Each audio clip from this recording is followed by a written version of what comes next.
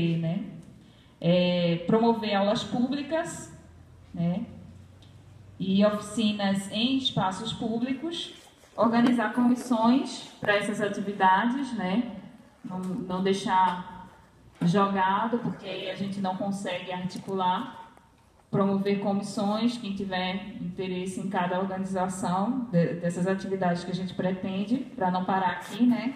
A gente vai pensar em comissões para as atividades, pensar em mapeamento das escolas que estão aqui, dos municípios que estão presentes inicialmente, né?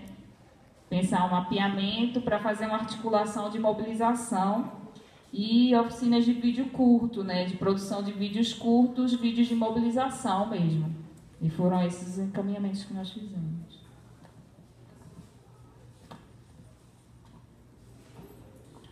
Boa tarde a todos e a todas. Eu me chamo Abel, eu sou aluno do curso de Pedagogia e representante do Centro Acadêmico. E eu participei do GT, que fala sobre a reforma da Previdência, que foi dirigido pelo professor Marco Aurélio. E a reforma da Previdência ela exige mais 10 anos de contribuição. Então, o professor ele começou a discussão do GT falando o que era a reforma da Previdência e o que se caracterizava essa reforma. Então, eu fui anotando alguns pontos de discussão do GT e foram discussões riquíssimas. Infelizmente, não deu para me capturar tudo que foi discutido, mas eu trouxe alguns pontos que a gente elencou. Aí eu anotei o seguinte: além de ter pelo menos 65 anos de idade, o brasileiro terá de contribuir com a Previdência Social pelo menos 25 anos para ter direito à aposentadoria, se a proposta da reforma que o governo prepara for aprovada no Congresso. Aí eu anotei aqui: existem propostas de reforma da Previdência. Então o professor elencou outras propostas de reforma e infelizmente não deu para me escrever tudo, mas existem. Então a gente pode pesquisar e conhecê-la, que é importante. Um dos motivos que a gente colocou no GT foi que muitas vezes o trabalhador, nós não sabemos dessas reformas, não sabemos ter esse diálogo com a Previdência. E qual o papel do professor na reforma da Previdência? Pontos que justificam essa reforma: a Previdência e a reforma trabalhista, 45 a 50 anos de contribuição. O aumento do tempo de contribuição. Aí a professora também trouxe uma pesquisa, um estudo, né, que fala sobre os trabalhadores rurais do estado do Maranhão e como isso afeta diretamente esses trabalhadores. Ela apontou, infelizmente eu não anotei o nome da pesquisa, mas quem tiver interesse depois procura para ler melhor, que é muito interessante. Ela apontou os dados, foi muito interessante. Ela falou um pouco sobre. E o discurso da qualidade de vida, o consumo e o capitalismo. Como há essa relação do consumo e o capitalismo direto com a reforma da Previdência? O que leva a isso, né? E trouxe também: a Previdência foi pensada em atender. Proposta de estudo sobre a reforma da Previdência. Uma Previdência social é um direito. Aí trouxe: é importante saber os seus direitos, que muitas vezes, por não conhecermos os nossos direitos, a gente acaba não sabendo, sabe o que é bom para a gente, mas não sabe opinar naquilo que é proposto. Muitas vezes não tem senso crítico de dizer, de analisar o que é essa reforma da Previdência, o que ela quer, qual os interesses que está por detrás. Então é importante a gente entender isso. E a professora Carliene trouxe uma ideia muito interessante que eu não pude deixar de anotar, que ela trouxe uma fala, né? O pedreiro não contribui para a Previdência por falta de informação. Porque aí ela falou também sobre como o estudante pode contribuir para a Previdência e a dona de casa. E foi elencando a respeito disso.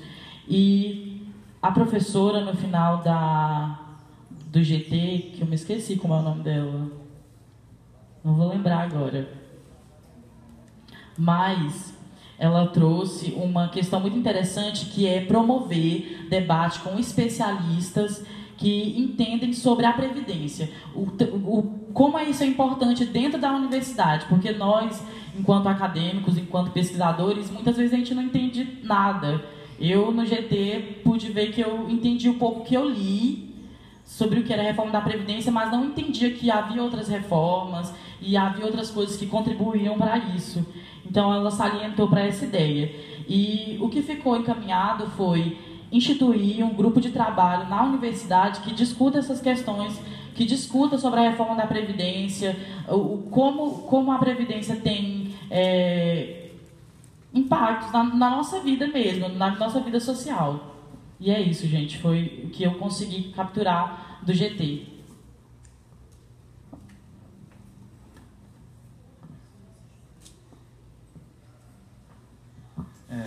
Boa tarde a todos. Eu participei do GT da Escola Sem Partido. Foi um GT que houve bastante participação, né, de muitos que estavam ali presentes. E vou fazer uma síntese aqui das falas, né, para não tomar muito tempo e apresentar o encaminhamento do GT. De início, né, me parece que no grupo manifestaram somente aqueles que se posicionaram contrário ao PL, né, da Escola Sem Partido. No início, nós fizemos uma contextualização acerca do projeto e começou, então, toda uma fala e que se posicionaram aqueles que são contrários, né? Nós não tivemos nenhuma fala a favor, né, digamos assim. Então,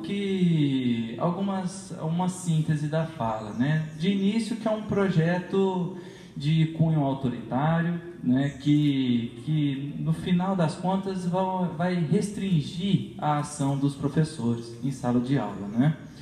E que assim, que a sociedade, por vezes, apesar de ela se posicionar muitas das vezes favorável ao projeto, percebe-se que a sociedade desconhece o projeto. Não é mesmo? E que o projeto parte de um pressuposto que de acordo com as falas, é um pressuposto falso. Qual o pressuposto que é esse? Que na educação básica existe uma doutrinação ideológica, né, dos professores aos alunos, né? Então, o projeto ele é todo pautado nesse pressuposto. E que foi discutido que a educação é um ato eminentemente político, então não é possível a educação ser neutra como o projeto se propõe a ser, né? Que o ensino seja neutro, que a educação seja neutra, né? E que se a escola ela deveria se pautar pela neutralidade político-ideológica, por que outros instrumentos de difusão de ideias, de ideologias, também não vão ser aplicados ao PL, como a televisão, como a mídia, porque eles também veiculam ideias relacionadas a um grupo social, né, a um conjunto de ideias, uma ideologia, não é mesmo? Ficou bem marcado que não se trata de um projeto de uma escola sem partido, senão um projeto de uma escola de partido único, né? Tendo em vista o caráter político da educação, né?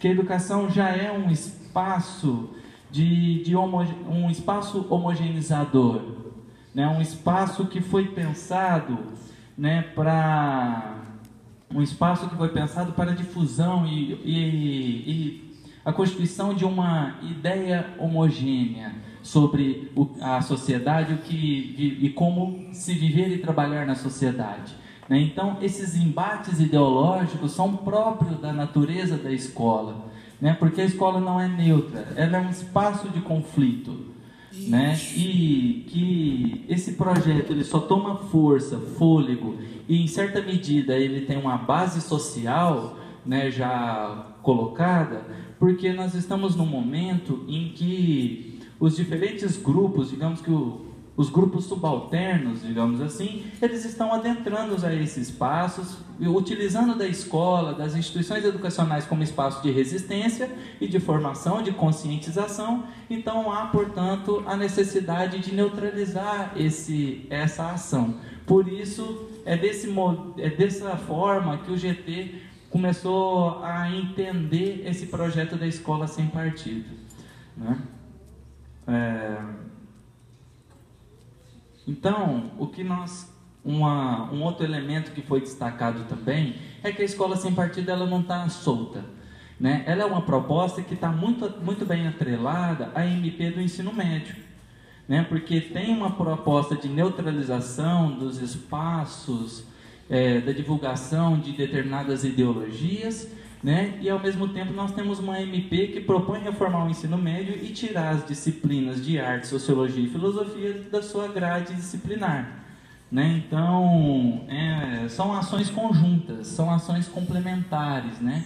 Em que a educação pública, gratuita e laica, que deve ser defendida, na verdade ela está sendo atacada, né? E é isso, né? E foi discutido no grupo, uma constatação do grupo, do protagonismo de um determinado grupo religioso, né? De grupos sociais vinculado a uma determinada matriz religiosa que protagoniza a defesa, a publicização e, em certa medida, a aprovação desse PL nas comissões e no Congresso. Bom, de certa forma, né, esses foram, né, na verdade, as ideias mais pontuadas, né, eu faço uma síntese das ideias, né, e daí nós tiramos algumas proposições, né, que são 4 proposições. Uma é pensando numa mesa que seja uma mesa que debata a PL da escola sem partido, em que a mesa seja composta por um membro da sociedade civil ou da universidade que se coloque a favor do projeto e um outro debatedor que seja contrário ao projeto, né?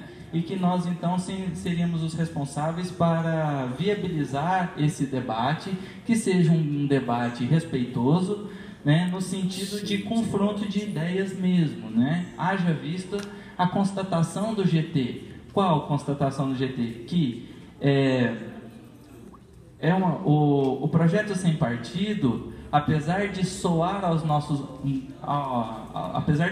estranho aos nossos ouvidos, ele tem uma base social, né? Então há pessoas que defendam essa proposta, né? E há uma discussão de que muitos que defendem, talvez defendem por não conhecer o projeto, né? Então, seria então a proposta da mesa, né? Com um favorável, um contra, e após fazer abrir para debate, né? Essa seria uma proposta. A segunda proposta, então, seria convidar alguém do judiciário para ver a questão se esse projeto é ou não constitucional, né? Se isso não cerceia a liberdade, né, e a autonomia do professor, a liberdade do cidadão, né? E se, uma vez aprovada, quais seriam as implicações, como que isso implicaria nas ações dos docentes que fossem contrário a essa proposta, né? Então seria uma fala aí, alguém do judiciário para nos ajudar a pensar esse projeto, né? Como que ele está posto, como que ele está desenhado, não é mesmo? E juridicamente, isso, né? Uma leitura jurídica, mais hermenêutica da proposta. Bom, o terceiro elemento que nós tiramos é uma moção do campus. Como que o campus se posiciona diante dessa proposta de escola sem partido, né? O GT assume a responsabilidade de construir uma moção, e aquele professor, aluno ou técnico que se sentir contemplado com a moção, assinaria, e então nós divulgaríamos isso, um posicionamento do grupo aqui da UFT Campus Tocantinópolis. Ok? E por fim, eu acho que talvez aí algo bem impactante, que seria um fórum permanente que discuta a educação. Um fórum permanente aberto à comunidade, né, universidade, município e estado, né, para discutir a educação, as suas diferentes faces, nos seus diferentes âmbitos, níveis, e que seja uma proposta aí que nós poderemos tirar, que o fórum se reúna trimestralmente ou quadrimestralmente, 3 vezes no ano ou 4 vezes no ano, né, mas que seja importante isso, né, que a proposta é fazer da universidade, estimular que a universidade faça o seu papel de universidade, né, e convoque